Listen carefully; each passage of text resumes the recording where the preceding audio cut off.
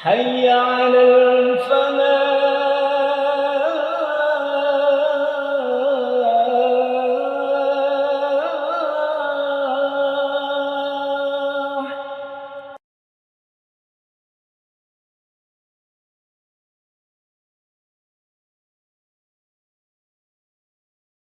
Bismillahirrahmanirrahim. Assalamualaikum warahmatullahi wabarakatuh.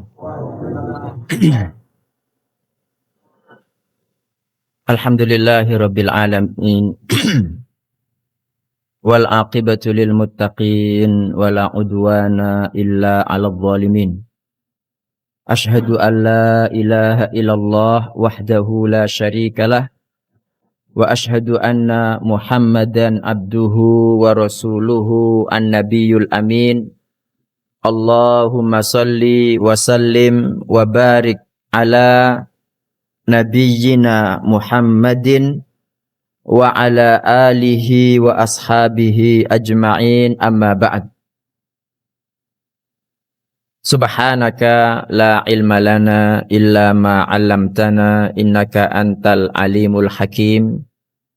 Allahumma anfa'na bima 'allamtana wa 'allimna ma yanfa'una warzuqna ilman yanfa'una. Allahumma la sahla illa ma ja'altahu sahla wa anta taj'alul hazna idza syi'ta sahla. Faj'al lana ya rabbana kulla syai'in sahlan muyassara. Allahumma inna na'udzu bika min ilmin la yanfa' wa min qalbin la yakhsha' wa min nafsin la tashba' wa min da'watin la yustajabu laha. Rabbi shrah li sadri wa yassir li amri wahlul 'uqdatam min lisani yafqahu qawli. Allahumma inna na'udzu bika min an nadilla aw nudalla aw nazilla aw nuzalla aw nadlima aw nudlama aw najhala aw yujhala alaina. Amin. Bapak-bapak, ibu-ibu dan saudara sekalian yang mudah-mudahan panjenengan semua senantiasa mendapat limpahan rahmat, barokah, ridha dan ampunan dari Allah Ta'ala. Alhamdulillah Bapak Ibu, malam hari ini kembali Allah Ta'ala kumpulkan kita bersama di Masjid Al-Falah ini, di ruangan Darussalam ini dalam rangka kita mengkaji fikih muamalat. Mudah-mudahan yang kita lakukan bersama ini dicatat Allah Ta'ala sebagai amal soleh yang nanti memberatkan timbangan saya dan timbangan panjenengan semua. Dan tidak lupa kita bertawassul kepada Allah Ta'ala dengan amal soleh yang kita lakukan malam hari ini Bapak Ibu. Mudah-mudahan sebagaimana Allah Ta'ala mengumpulkan kita bersama malam hari ini, nanti Allah Ta'ala mengumpulkan kita bersama-sama dalam surga Firdaus yang paling tinggi tanpa azab maupun hisab. Amin. Oke, kita melanjutkan materi fikih muamalat yang judulnya itu larangan terhadap beberapa muamalat. Jadi ini muamalat ini dilarang sama Nabi SAW Bapak Ibu. Hadisnya Ibnu Hajar rahimahullah berkata dari Jabir bin Abdullah radhiyallahu anhu berkata, Annan Nabiyya sallallahu alaihi wasallam, sesungguhnya Nabi sallallahu alaihi wasallam naha anil muhaqalah. Beliau melarang muhaqalah. Apa itu muhaqalah? Nanti ada penjelasannya Bapak Ibu. Jadi beliau naha anil muhaqalah, melarang muhaqalah, wal muzabanati muzabanah, wal mukhabarati mukhabarah, wa anithunya. Beliau juga melarang as-sunya illa an tu'lama, kecuali diketahui atau ditentukan. Rawahul khamsah, hadis riwayat al-khamsah. Al-khamsah itu berarti siapa? Berarti Sunan Arba'ah, Abu Dawud, Tirmidzi, Nasai, Ibnu siapa? Halo? Ibnu Majah ditambah Imam Ahmad, itu al-khamsah. wa sahahahu Tirmidzi dan disahihkan oleh At-Tirmidzi. Hadis ini sahih Bapak Ibu nggih. Intinya hadis ini sahih sehingga kita nggak perlu memperdebatkan tentang derajatnya begitu. Hadis kedua, Ibnu Hajar rahimahullah berkata, wa an Anas bin Malik radhiyallahu anhu qal, dari Anas bin Malik radhiyallahu anhu berkata, naha Rasulullah sallallahu alaihi wasallam, Rasul sallallahu alaihi wasallam melarang anil muhaqalah. Muhaqalah sama seperti hadis sebelumnya. Wal mukhadarah. Nah, ini yang belum ada tadi, mukhadarah. Wal mulamasa. Mulamasa juga belum ada tadi. Wal munabadah. Munabadah. Wal muzabanah dan muzabanah. Kalau muzabanah tadi sudah disebutkan Bapak Ibu. Jadi di sini ada 8 atau ada 7 muamalat yang dilarang oleh Nabi Shallallahu Alaihi Wasallam. Yang pertama muhaqalah. Apa itu muhaqalah? Muhaqalah itu Bapak Ibu menjual biji-bijian. Kalau di kita biji-bijian itu apa? Kacang hijau, beras, jagung, apa lagi? Kedelai, ya, biji-bijian yang masih di ladang, jadi belum dipanen. Itu dijual dengan biji-bijian kering, kemudian secara taksiran. Bisa difahami ya? Jadi menjual biji-bijian yang masih di ladang, belum dipanen, itu dijual dengan biji-bijian kering terus secara taksiran. Ini definisi pertama. Yang kedua, atau menukar hasil yang belum nyata dengan komoditas sejenis yang sudah ditakar. Oke?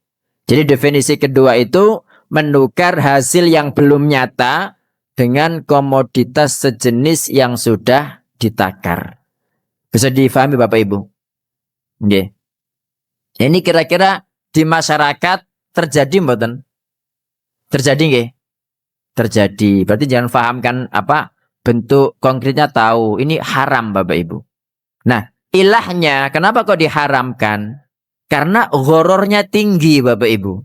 Ghoror itu apa? Sesuatu yang tidak jelas. Sementara dalam jual beli harus jelas. Jadi ghoror tinggi karena hasil panen belum pasti. Ye? Terus membuka jalan riba. Loh kok riba? Karena menukar barang ribawi. Yang namanya makanan pokok kan barang ribawi kan. Barang ribawi kan disebutkan Nabi kan ada 6. Kurma dengan kurma. Pertama emas dengan emas. Perak dengan perak. Kurma dengan kurma. Garam dengan garam. Terus syair dengan syair. Gandum dengan gandum Bapak Ibu. Gandum itu ada gandum gandum sama juawut. Terus yang keenam itu apa? Apa Pak BK? Halo. Jenengan enggak tahu hadisnya ta? Kan ini semua kata Nabi itu enggak boleh ada nasi'ah, enggak boleh ada fadl lebihan, ya. Kecuali kalau beda jenis, maka boleh apa? Kalau beda jenis boleh ada fadl, ada lebihan, tapi enggak boleh nasi'ah, ada penundaan. Emas dengan emas, perak dengan perak, kurma dengan kurma. Nah, ini kan makanan, kurma dengan kurma. Kemudian garam dengan garam, ini juga makanan. Terus gandum dengan gandum, ada kata syair, ada kata satunya itu juawut Bapak Ibu. Tahu juawut mboten? Nopo? Oh, enggak tahu. Jenengan tahu, Pak? Nggih, yang buat pakan labet atau apa itu? Kan juawut. Jowo ya istilahnya. Nah, ini harus kalau tukar menukar harus yadan biadin langsung. Kemudian tidak boleh ada lebihan. Kalau ada lebihan padahal sejenis maka itu riba. Nah, kalau misalkan juawut dengan gandum atau gandum dengan beras boleh ada lebihan tapi tidak boleh nasi goreng. Apa? Tidak boleh nasi itu apa? Penundaan. Okay? Nah, intinya biji-bijian ini adalah makanan. Jadi makanan itu barang ribawi. Jadi saya jelaskan lagi ilahnya kenapa dilarang. Satu, gharar tinggi ya. Tahu gharar tadi? Gharar itu tidak jelas.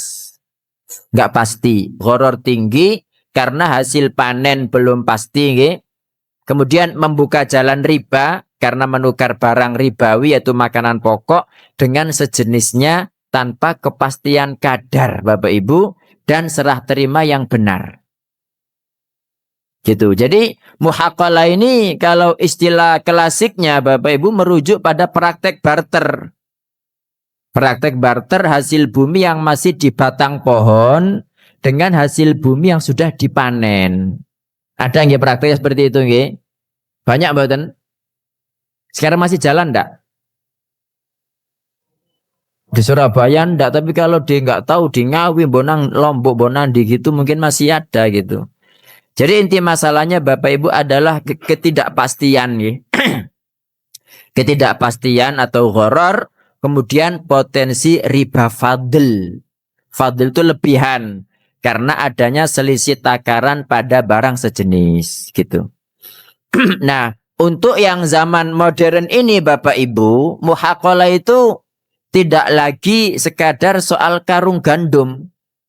Tapi bisa menjelma dalam bentuk transaksi kontrak atau investasi yang mengandung spekulasi serupa. Ye. Sekarang misalkan ada jual beli borongan ijon. Ye. Ye, ijon. Jadi seorang tengkulak mendatangi petani padi. Ia menawarkan kilo tak 5 ton beras kualitas super. Wis nang gudang iki. Tapi ditukar dengan seluruh hasil panen padi di sawah seluas 2 hektar yang baru akan dipanen bulan depan atau 2 bulan depan gitu kan. Ini muhaqalah Bapak Ibu. Karena apa? Karena berat padi di sawah ini kan berdasarkan taksiran kan. Jika ternyata hasil panennya setara 6 ton, berarti yang rugi siapa? Halo? Petani rugi. Petani ruginya tadi kan 5 ton kan. Nah, jika hanya 4 ton, tengkulak yang rugi. Ini loh nggak boleh dalam Islam itu. Yang ngono kok dilakoni gitu kan. Karena beras ditukar dengan padi, ini barang ribawi, kemudian ada selisihnya. Nggak mungkin sama Bapak Ibu. Terus iya kalau kemudian bisa dipanen, gagal panen. Misalnya kemudian ada banjir. Ini di Surabaya banjir katanya gitu. Nah, dari mana airnya wong panas-panas gini?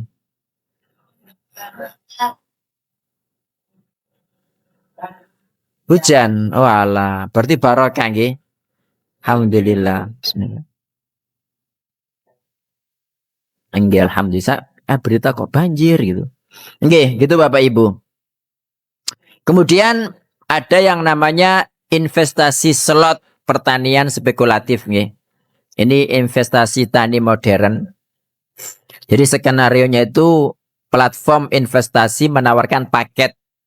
Serahkan 100 kilogram benih jagung sekarang dan Anda dijamin akan mendapatkan kembali 150 kilogram jagung saat panen nanti.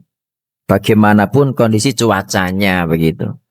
Nah ini masalahnya ya ini gini Pak. Karena ini kan menukar barang ribawi sejenis gitu. Jagung dengan jagung. Kemudian jumlahnya beda. Itu kan lebihan fadl kan riba fadl. Kemudian penyerahan yang tertunda. Tertunda itu nasiah. Nah ini bentuk pelanggaran ini nggak boleh. Jadi intinya muhaqalah itu seperti itu. Nah bagaimana cara menghindarinya? Ya pastikan jika menukar barang sejenis, misal emas dengan emas, beras dengan beras, itu harus sama dan tunai Pak. Ya, kalau memang nggak punya uang loh ya. Kemudian jika ingin membeli hasil tani yang belum panen, itu gunakan akad salam. Tahu akad salam? Jadi akad salam itu pembayaran tunai di muka dan nanti hasilnya buat dia semua itu tidak menjadi masalah. Kan dengan uang kan? Itu akad salam namanya.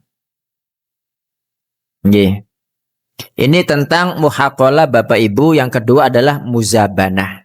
Apa itu muzabanah? Jadi tentang muhaqalah sudah paham gambarannya nggih? Ijon tadi itu. Ini sekarang muzabanah. Ini muzabana ini ya kalau nggak mantu ya bisa nih muhaqalah Bapak Ibu. Jadi menjual buah segar di pohon bedanya sama ini. Cuma kalau tadi itu biji-bijian, ini buah. Menjual buah segar di pohon, apakah itu korma, anggur, nggih, apel, dengan buah kering sejenis yang ditakar. Sekarang kan kalau di Indonesia kan banyak ada nangka, keripik apel ya, keripik singkong. Nah itu mungkin ditukar dengan barang mentah gitu. Jadi muzabana ini saya ulangi lagi, menjual buah segar di pohon, apakah kurma, anggur, segala macam buah-buahan, itu dijual dengan buah kering sejenis yang ditakar. 10 kilo, 5 kilo, 50 kilo, atau menukar basah dengan kering pada komoditas ribawi sejenis. Jadi barang-barang ribawi itu makanan, Pak. Apapun yang dimakan itu riba. Barang riba maksudnya. Nah, ilahnya kenapa dilarang? Sama seperti muhaqalah tadi, yaitu gharar pada taksiran. Kan nggak sama kan? Bagaimanapun barang kering dengan barang basah itu kan nggak sama kan? Berat mana Bapak Ibu? Basah gitu loh. Misalnya sama-sama basah dengan kering, yang basah 1 kilo, yang kering 1 kilo. Sama betul? Nggak sama. Nggak sama. Jadi gharar pada taksiran. Yang kedua, potensi riba fadl. Fadl itu apa? Kelebihan. Jadi potensi riba fadl saat menukar komoditas ribawi sejenis ini dengan takaran yang tidak diketahui. Jadi double-double dosanya. Wis takarannya nggak jelas, kemudian ada riba fadl. Loh, Ustaz kan antarodin sama suka. Nah, sakit orang lo zina lo kan enggak apa-apa suka sama suka, masa begitu? Halo? Jadi bukan masalah suka sama suka, cuma masalahnya ini Allah melarang gitu loh. Allah melarang Bapak Ibu. Mutlak, Pak. Mutlak enggak boleh. Makanya kalau pingin yang halal maka akadnya salam. Salam itu dengan uang, bukan barang dengan barang. Jadi secara prinsip muzabana ini kalau nggak mantu ya biasanya atau saudara kembarnya muhaqalah, Pak. Perbedaannya terletak pada objek ya. Jika muhaqalah itu pada biji-bijian, kalau muzabana pada buah-buahan. Jadi intinya adalah menukar sesuatu yang pasti ukurannya, kering, sudah dipanen, itu dengan sesuatu yang tidak pasti ukurannya, masih basah atau masih di pohon. Nah, kalau di era modern, ya, di supermarket atau industri pengolahan makanan, praktek ini bisa terjadi, Pak, dalam bentuk barter barang. Misalnya, seorang pemilik kebun mangga membawa 100 kilo mangga kering manisan, sudah dikemas, dan ditukar dengan seluruh mangga yang masih ada di pohon milik petani lain. Jelas nggih? Itu terjadi betul kira-kira? Bisa terjadi. Ya, ini muzabana, Pak. Loh, kok bisa muzabana? Karena manisan mangga kan jelas ukurannya, nggih. Jelas ukurannya. Itu ditukar dengan mangga yang di pohon, Pak. Mangga di pohon itu bisa dipastikan enggak jumlahnya berapa? Enggak bisa, cuma ditaksir gitu loh. Nah, karena keduanya berasal dari jenis yang sama, nggih, sama-sama mangga. Di sini ada ketidaksamaan taksiran, ya, ketidaksamaan takaran. Nah, ini memicu yang namanya riba fadl di samping gharar, Pak. Di samping gharar. Nah, contoh kedua zaman sekarang pada muzabana ini tukar tambah hasil kebun mentah dengan mateng. Ya mungkin di kota enggak, di kota orangnya kaya-kaya kayak Pak BK langsung beli gitu aja. Tapi kalau di kampung kan banyak, misalnya kayak di Papua itu kan banyak itu. Orang datang ya, bawa ikan, bawa pisang, datang ke kantor Brimob, ditukar dengan mie, beras gitu, Pak. Karena nggak punya uang mereka, adanya itu gitu loh. Oke. Nah, ini tukar tambah hasil kebun mentah dengan matang. Ini sering terjadi Bapak Ibu di tingkat pengepul ya, atau tengkulak buah-buahan modern seperti durian atau apukat gitu. Jadi Anda memiliki 50 kg apukat sudah matang, siap jual. Anda menukarnya dengan apukat di satu pohon milik tetangga yang diperkirakan akan menghasilkan jumlah yang sama saat matang nanti. Gitu. Nah, masalahnya apa? Saat apukat di pohon dipetik dan menyusut kadar airnya, beratnya kira-kira sama mboten dengan 50 kg apukat. Jadi nggak pasti Pak, ini horor. Dan kalau misalnya ada lebihan itu adalah riba, merugikan. Iya nek sama-sama 50 kg.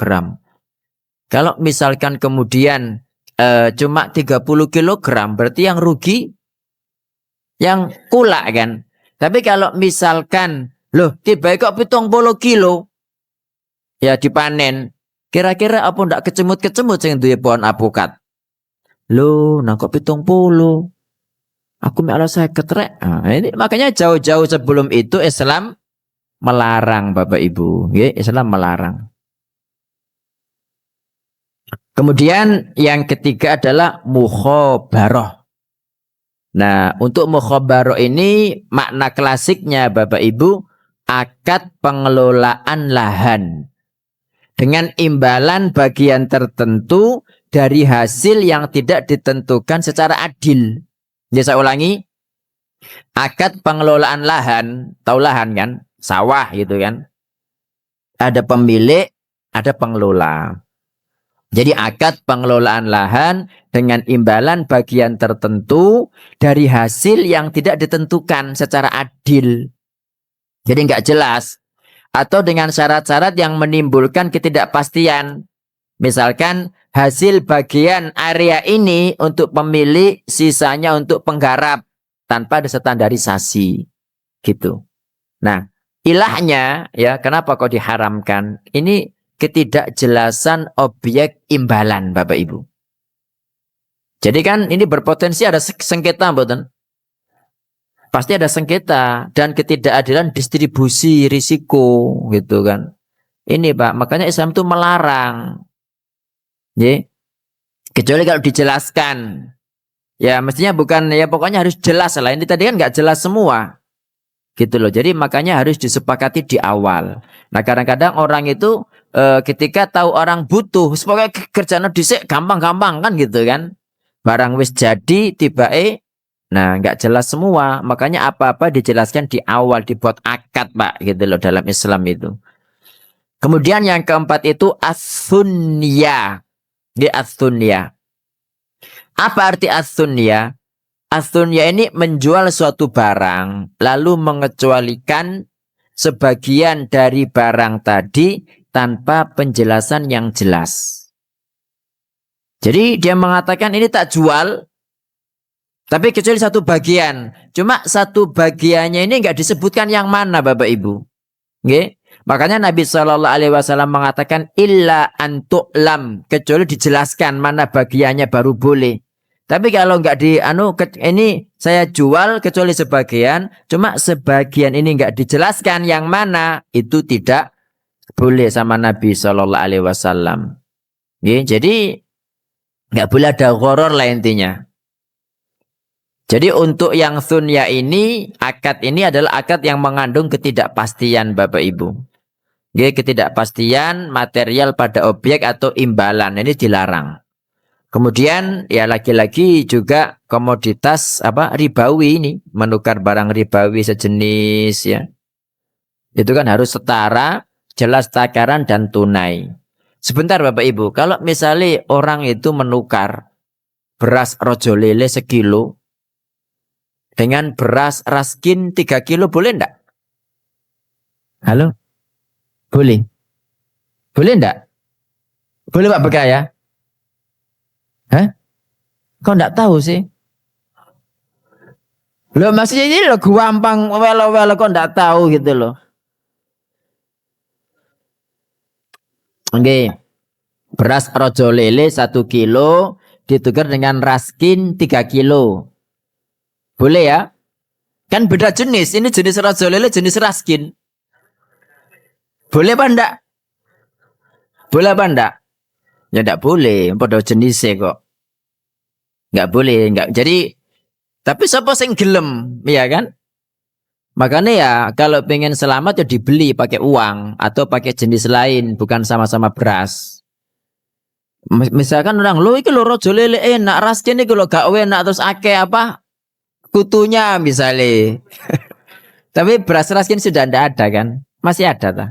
Oh, masih ada. Oh,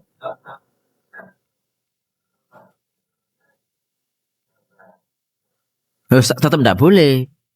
Kan fadl itu riba fadl itu.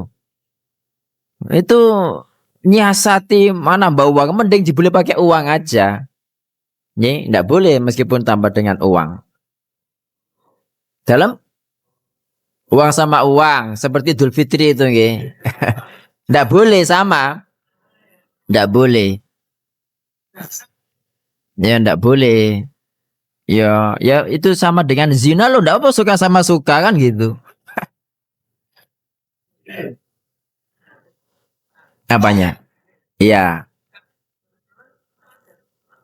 Duh, nah ini apa bukan Quran? Ada loh. Kan Allah mengatakan wa ma atakumur rasulu fakhudhu, yang dibawa Rasul ambillah, wa ma nahakum anhu fantahu. Kenapa? Lah ya, berarti kan ini kan perintah dari Al-Qur'an. Dan Quran sama hadis itu Bapak Ibu satu paket sebetulnya. Seperti adzan dengan qomat gitu loh. Ada adzan pasti ada kok qomat. Jadi nggak bisa ada orang kafir misalnya aku mau masuk Islam tapi aku ngucap asyhadu alla ilaha illallah tok, ndak mau asyhadu anna Muhammadar Rasulullah. Kayak gitu boleh? Ya ndak boleh. Justru Quran itu sifatnya masih global, ya, umum. Nanti yang memperinci adalah hadis. Ada ndak Pak Beka penjelasan di Al-Quran bahwa sholat maghrib 3 rakaat, isya 4 rakaat? Ada? Lainnya ndak ada. Dan jenengan dari mana dapat itu? Dari hadis. Bahkan doa-doa sholat itu at-tahiyatu lillah Allahumma ba'id baini rabbighfirli ada dalam Al-Quran. Ndak ada. Gitu, nggih. Sekarang yang kelima al-mukhadharah. Mukhadharah ini dari kata akhdar. Dari kata akhdar, akhdar itu hijau. Artinya apa? Mukhadharah itu menjual buah-buahan saat masih hijau. Saat mentah. Sebelum tampak tanda-tanda kematangannya. Ini jelas tidak boleh nih. Tapi ada orang ngelakoni enggak? Kalau tebas itu ditebas, kan masih pentil kadang-kadang nggih. Terjadi kan di kita kan? Enggak, apalagi orang sing butuh-butuh uang, orang-orang kampung gitu kan.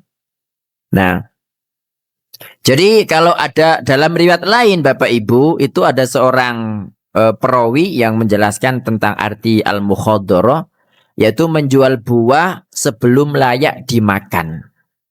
Dan menjual tanaman biji-bijian sebelum bulirnya mengeras dan bisa dikupas. Ini dilarang sama Nabi Shallallahu Alaihi Wasallam. Nah, kenapa? Karena risiko gagal panennya tinggi. Atau kualitasnya ternyata buruk di kemudian hari. Tiba-tiba kebanjiran misalnya. Kan nggak nyongko-nyongko. Tiba-tiba hujan deres. Langsung padahal tadi sudah ditebas. Belum matang tiba-tiba kebanjiran. Pas apa? Padinya misalnya. Atau kemudian tiba-tiba ada angin kencang ya kan. Kemerotok kabeh. Apa ndak? Gigit jari. Makanya dilarang sama Islam. Sing jelas-jelas wae.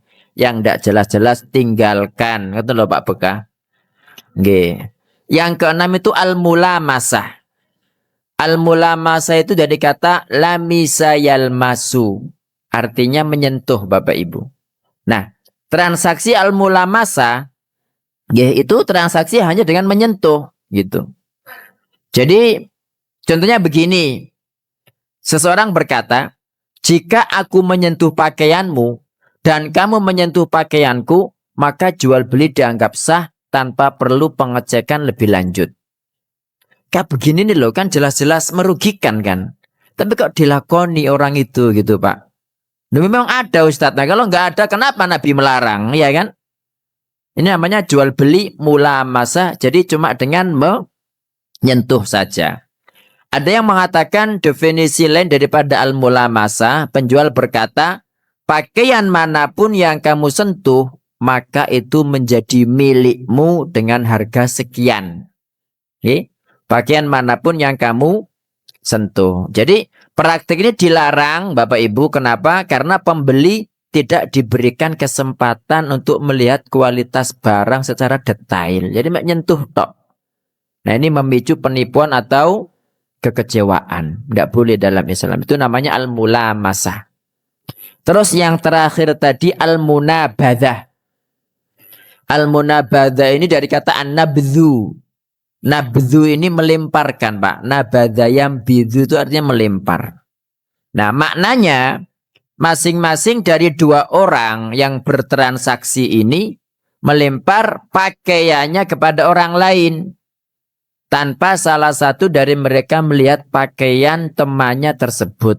Gitu. Nah, definisi yang lain tentang jual beli al-munabadha. Penjual berkata, pakaian apapun yang aku lemparkan kepadamu, nggih, maka itu menjadi milikmu dengan harga sekian.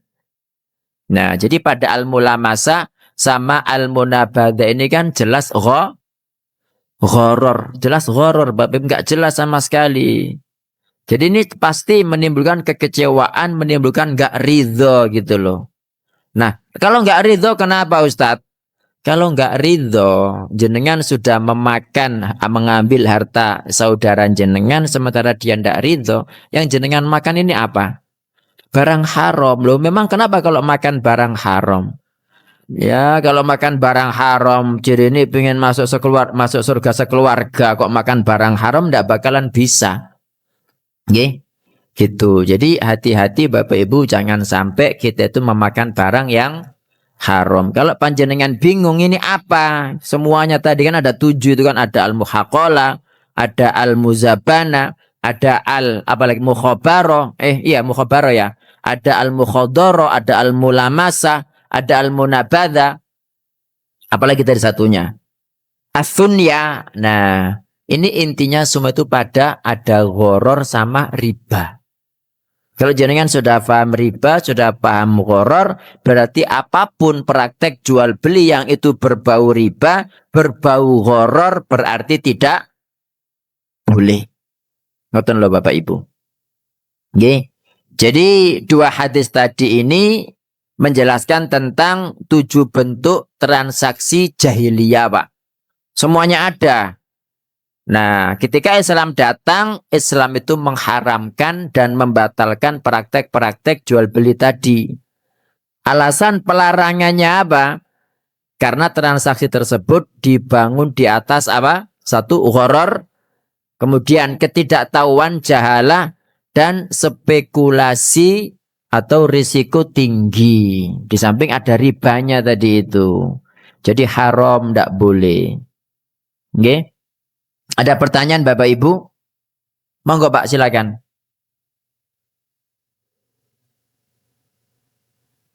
Napa? Kebanyakan?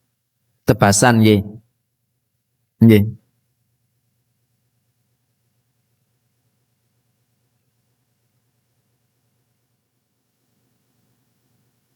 Tapi sudah mateng. Nggih, tinggal manen kan?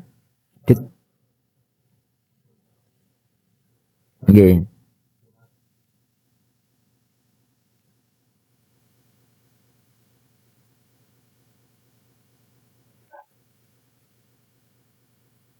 Nggih. Nggih, jangan bertanya memberitahu. Tebas itu kalau pakai uang boleh. Nggih, belum pasti. Kalau yang kita tadi, yang muhaqala, muzaban itu kan yang barter, Pak. Nggih. Kalau pakai uang, kalau tebas pakai uang, sudah mateng, nggih, ditebas langsung pakai uang, ya tidak menjadi masalah. Nah, kalau ijon ini kan intinya membeli atau menjual barang yang masih pentil. Nah, ini horor, tidak boleh. Meskipun pakai uang, tidak boleh. Nggih. Tapi tak tebas, itu kan tetap ditaksir kan nanti kan. Jadi tak tebas, nanti tak setelah tak timbang ada berapa ini tak duwi gitu. Ya, masa kemudian mek perkiraan, nah itu tidak boleh kalau perkiraan.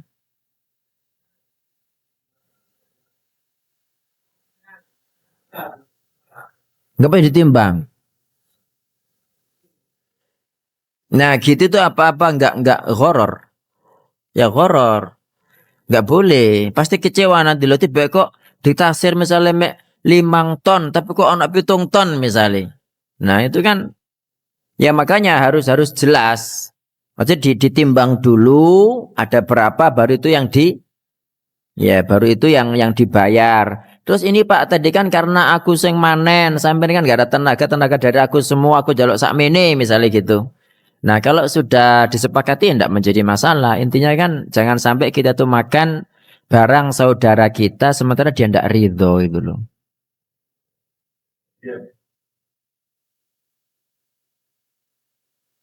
Oke, terserah berapapun, tapi kan tetap ditimbang kan. Oke, bo nanti 7 ton, bo 5 ton, bo itu sampean beli harga sekian kan ngoten kan. Oke. Monggo Pak, nggih.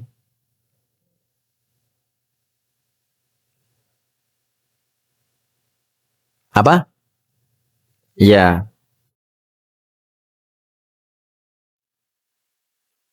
iya,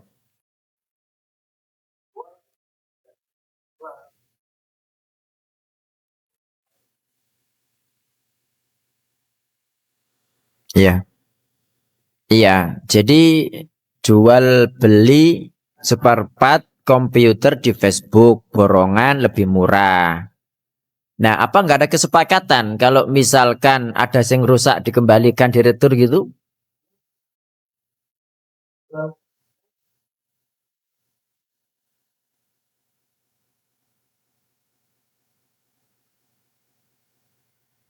Bang, iya. Intinya barang bekas semua. Oke. Ya, iya, tapi memang harganya lebih miring. Lebih miring karena bukan baru kan? Iya. Ini sampean menerima itu ya insya Allah tidak menjadi masalah. Tapi dia nggak menjamin ya. Nggak menjamin ya itu ya horor itu. Mending beli yang baru wae. Masalahnya orang itu kan cari yang murah, tapi tidak mau rugi. Kan sekarang itu kan rego kan gawa rupa. Tidak mungkin lah barang murah kemudian baru kan tidak mungkin, iya kan? Iya, ya tambah orot-orot, mending beli yang baru agak mahal tapi kan jelas gitu loh. Dan andai kan ada rusaknya kan bisa diretur. Nah itu nggak bisa diretur. Nggih, nggih. Iya, jadi itu horor ndak boleh. Wallahu a'lam. Monggo Pak, nggih. Nggih. Ya.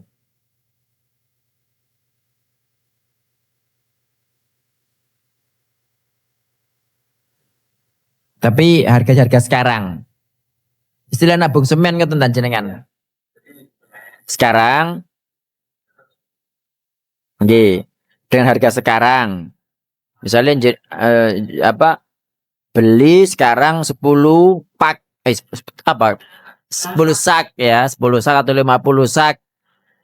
Uangnya sekarang tapi tak ambil nanti. Itu tetap nggih, harga sekarang maksudnya. Ya enggak apa-apa itu salam namanya. Nggih. Nggih. Dia mau. Nggih, nggih, itu salam insyaallah nggih. Enggak apa-apa. Cuma ya harus disepakati. Kalau misalnya dolar naik, semennya naik, lo aku rugi lah aneh, ya enggak boleh gitu tuh. Nggih, insya Allah enggak menjadi masalah Pak. Tapi paling lama kan ya setahun kan.